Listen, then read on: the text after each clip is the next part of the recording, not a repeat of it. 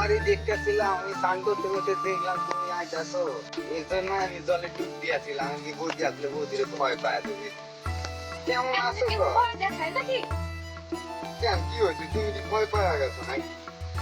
হয়তো আমার মুখখান জুস করতেছে। আর কি করবো বৌদি বলো, তোমারে দেখার লিগে এখানে আসতে হয়, আমার এই বৌদি তো আসি।